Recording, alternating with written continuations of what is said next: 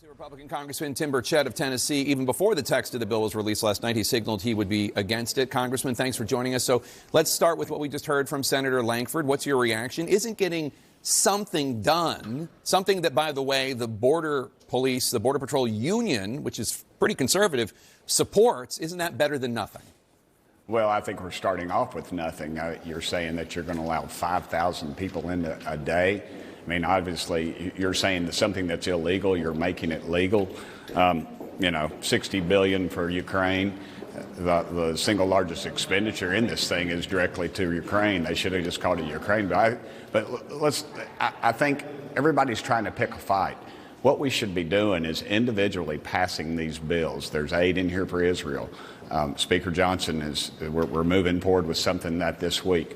In Ukraine, I believe there'll be enough money for Ukraine. But everybody wants to fight. I wouldn't vote for the money for Ukraine, but I think there'd be enough to pass it. I think that all the other money would probably pass in some form or another, but they're going to lump it all together.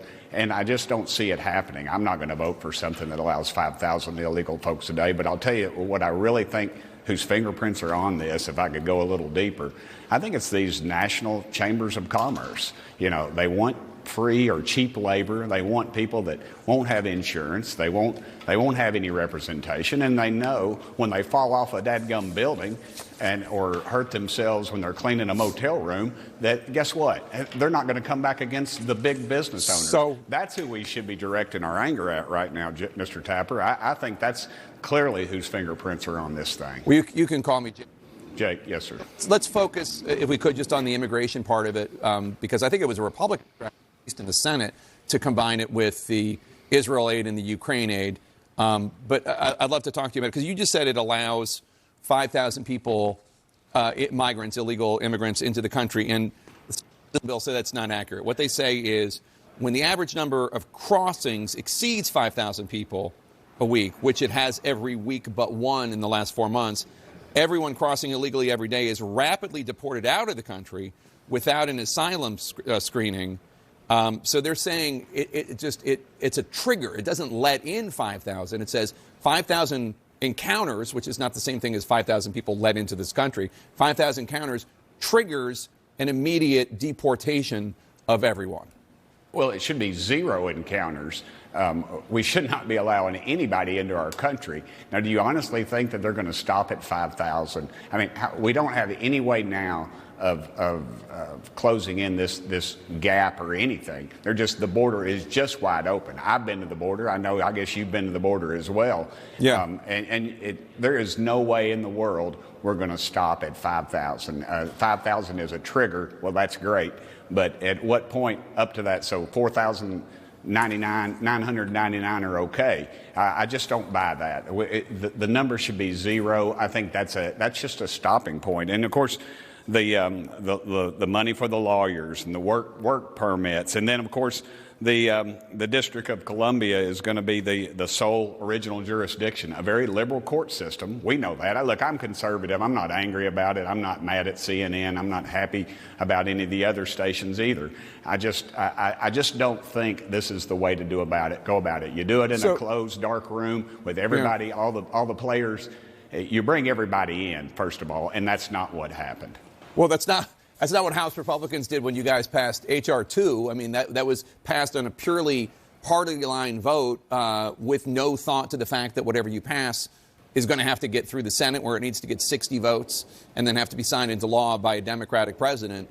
But let me just underline the fact that the Border Patrol Union, who anyone who knows anything about this issue knows, is a conservative group that's very frustrated with President Biden. They put out tweets mocking him all the time. They put out a statement endorsing this deal. They say it's not perfect, but far better from the status quo. If the Border Patrol is for it, why are you against it?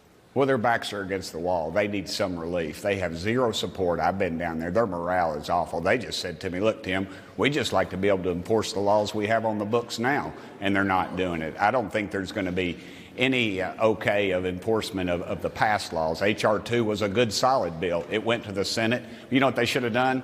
In the spirit of compromise, they should have taken that bill and added to it or taken away and sent it back to the House. But what did they do? It's still sitting on Chuck Schumer's desk. Nothing has come of it. This is all gamesmanship. You know it, and I know it. All they're trying to do is drive people to the polls, their side or our side, and they don't want to solve anything. All they want to do, this is about staying in power. It's about the deep state or uniparty or whatever you want to call it in Washington, D.C., and the National Chambers of Commerce have got their greedy little fingers involved in it too, because it's just about the dollars. And that's the only thing that's all immigration's about. It's about power. It's about getting people to the polls. It's about cheap labor. And that's all the bottom line is. And both groups would sell their countries out. They're selling their country out to stay in power. And that's what this is all about, Jake. Both groups, the Chamber of Commerce and who else? The Washington, D.C. establishment. They don't care about this country. They don't care about this country. They close the door. They don't see the color black or white or brown. All they see is green. And that's what this is all about. It's what it's always been about. You think that describes Senator Lankford, who's a pretty conservative Republican from Oklahoma, who Donald Trump in the past has praised for being tough on the border? You think he's just part of this sellout establishment who only cares about? I don't know that for a fact. I talked to him shortly before the prayer breakfast, the bipartisan prayer breakfast, not 20 feet from where I'm standing right now last Thursday. But no, I think he genuinely has gone in, but I just don't think he's dealing realistically with what will happen in America and how this is to be perceived. This thing's going to be dead on arrival, Jake. I firmly believe that. I don't even know if the Speaker of the House will even bring it up in the spirit of H.R. 2. Republican Congressman Tim Burchett of Tennessee, it's always good to see you, sir. Thanks for joining us. Thanks for having me on, Jake. It's always a pleasure, brother.